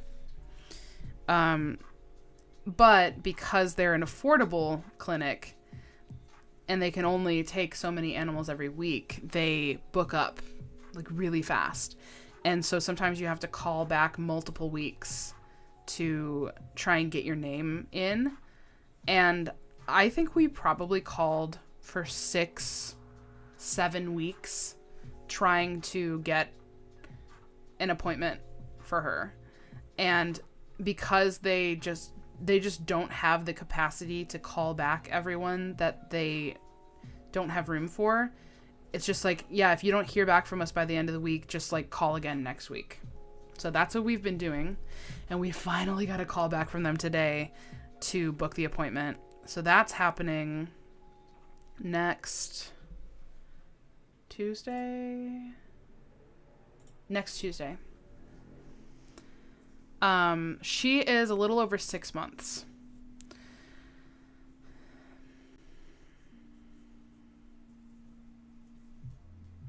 And she's been like at the proper weight and everything where they'll, you know, where she's big enough to get that done for a while now. And I'm like, if we miss our window of opportunity and she goes into heat, I'm going to be really upset because I just don't even want to deal with it. So this place, they will do, the surgery, and they're also going to do a microchip. So we'll get her chipped at the same time, which is great. And just kind of get all that taken care of. Yeah, she's still widow. She's getting bigger. She's definitely getting bigger, but she's obviously not fully grown yet.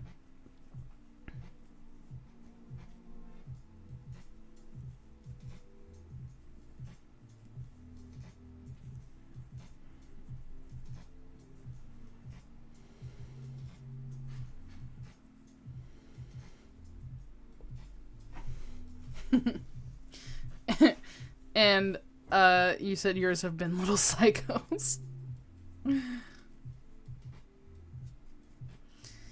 Duncan has been chill, but Murdoch absolutely has been a psycho. She remains a psycho.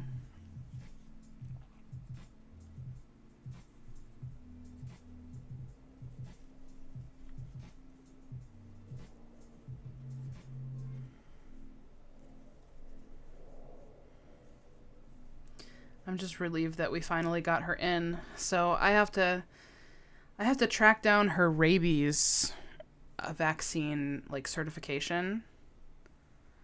I'm pretty sure I put it in with our like papers, our like important documents and stuff. I think it's in, I have like a file folder of stuff. And I'm pretty sure it's in there. I need to locate it because if I can't find it, I'm going to have to get a copy from the vet because they will not do the surgery if they don't have that. Well, no, not that they won't do the surgery, but they will do their own rabies vaccine if they can't confirm that they have gotten one already. And she doesn't need to be doubled up on that because she has, she's definitely gotten her rabies vaccine already. I enjoy your channel. I watch it while crocheting. Yay! That is the goal. It's one of my favorite things to do is to crochet while watching crochet vlogs. So anytime somebody says that that's what they do with mine, it makes me happy because that's the goal. All right, we're gonna do one more in this last stitch here. I'm sure my water is boiling by now. I don't necessarily want to put the ravioli in though until I can watch it because they only take a few minutes. And I want to be able to watch it. Ugh. Ooh, it's been a long day, you guys. It's been a good day, but it's been a long day. Look at how perfectly perfect. Ooh, that is a 90-degree angle. It's a beautiful thing. It's a beautiful thing. Miss Girl? Hello. What do you think? Oh my goodness. I don't know if you guys just heard her. Making a sunflower granny square blanket for my aunt, and she's making me a Tunisian crochet blanket. Ooh, a little blanket swap. I love that. Sunflower granny square blankets are gorgeous. And Tunisian crochet is something that I have not done yet, but I really want to at some point. Thoughts on filet crochet? I'm thinking of making a table runner. I say go for it. Godspeed, my friend. Filet crochet is also something that I have not tried yet. Well, I don't know. Like, have I dabbled into that world a little bit? with some of my tiny projects, maybe. I don't know what... Is there one thing that makes it, like, officially distinctly filet crochet rather than just, like, crocheting something tiny and flat? Does it always have to be flat? I don't know.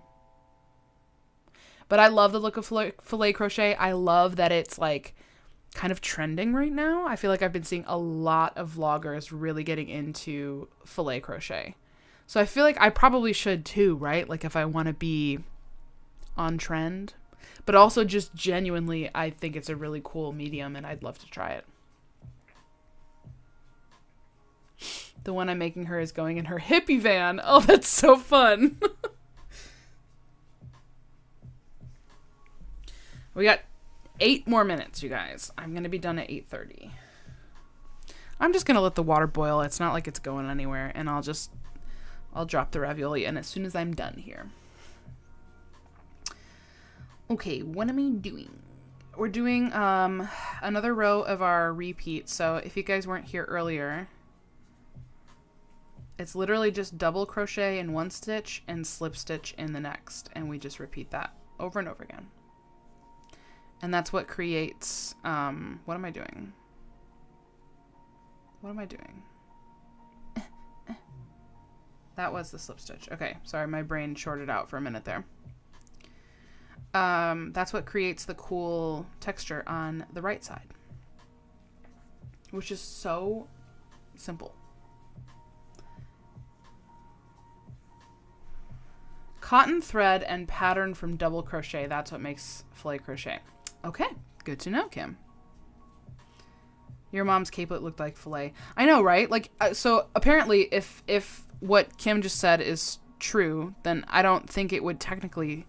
It was made from cotton thread, but it wasn't strictly created from, like, shaping from double crochets. It used double crochets, so... But I feel like it's in the same family. It's in the same world, but maybe not technically filet crochet.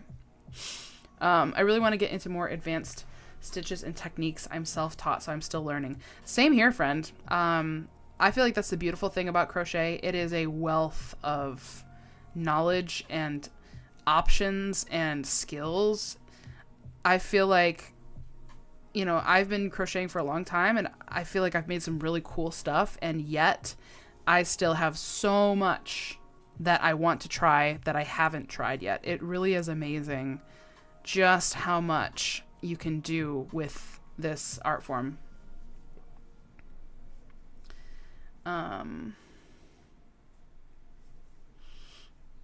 I would say the capelet was lace work. Yeah, I would agree with that. I think that it definitely falls under that realm as well. Got company, had to sneak out for a bit. Did I miss anything fun? I don't think so. Just the usual. Yeah, it definitely had that like pineapple lace motif look going on. Which is cool because that's something I've definitely seen in a lot of pieces, but I had never done that for myself, so that was a cool technique or like motif to create that I hadn't done before.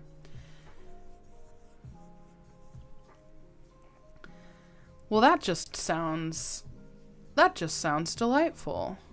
Sounds like a tasty dinner. What has everybody else, have you had dinner already? If you have, or if you're going too soon, what's for dinner? I mentioned this like toward the beginning of the live, but we are specifically trying to clear out our freezer, like I'm trying to use up the stuff that's in our freezer. We're just trying to make some space in there. We've had some stuff that's just been sitting in there for a while. So tonight I am making some ravioli, and it's just like a frozen ravioli that's been in there for a while, and some like Bosco stick breadsticks that were in there as well. So that's what's for dinner tonight for me. Poisonally.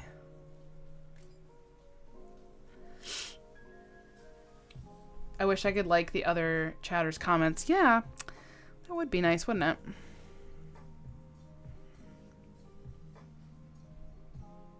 Dinner is done, but that is what we are having this coming Sunday, corned beef and cabbage.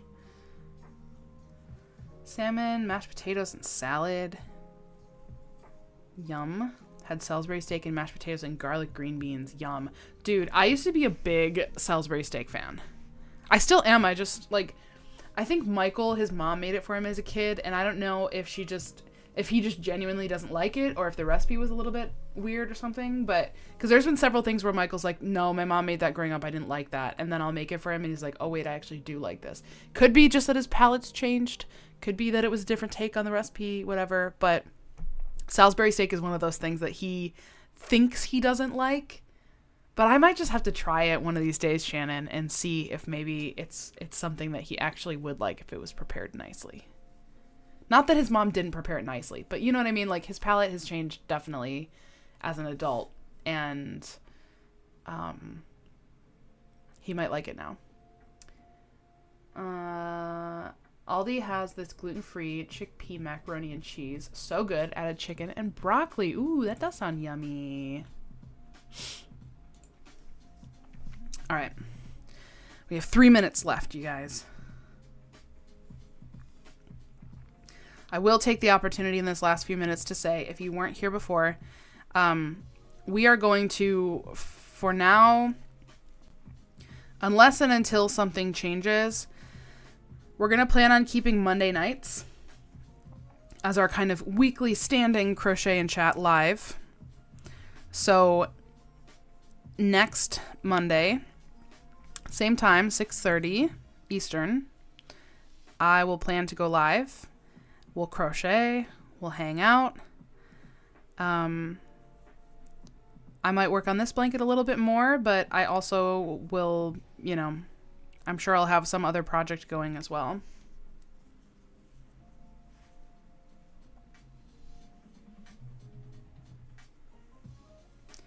Came in late because I got off workout and then shower, so it took a while. That's all right. My 10-year-old is the same. I told him he was mentally telling himself he didn't like it, but he hadn't tried it in forever. He liked it tonight. Well, that's good.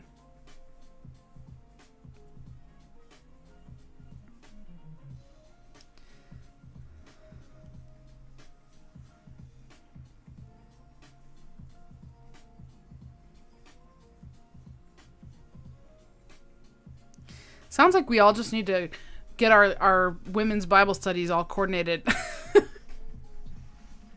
Because you're going to have yours on Mondays. Kim was saying she has hers on Tuesdays. I have mine on Thursdays. I think, we're just going to have to all agree on a Bible study night so that, our plans don't interfere with each other. I'm just kidding.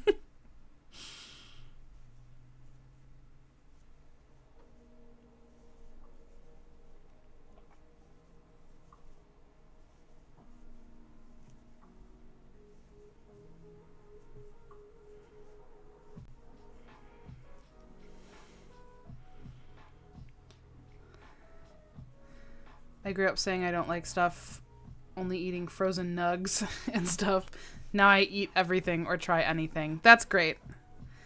I think it's always great to be willing to try new things.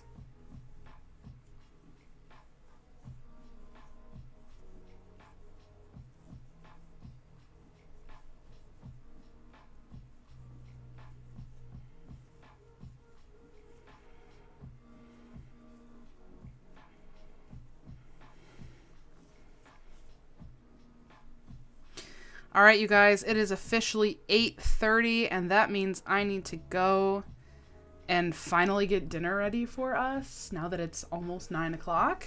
But we did have a late lunch, so it's fine, but I'm definitely hungry. And I know Michael's hungry too, so I want to get some food made up for him because he is working for another half hour and is not going to be able to eat unless I bring food to him. So thank you guys for hanging out with me tonight. We put some work in on this blanket, and if you weren't here earlier, we also were working on the ribbing for my niece's cardigan, and we made some good progress there. So that's good. I switched to the blanket because it was hurting my thumb doing the ribbing. But thank you for hanging out. Next Monday, I will see you same time, same place. And if you have not watched my newest vlog yet, go and watch it. It's a nice long one. You can put it on while you're working on stuff. And watch me finish 3 projects. It's a big one. It's a good one. I will see you guys later. And I hope you have a great rest of your night. Goodbye.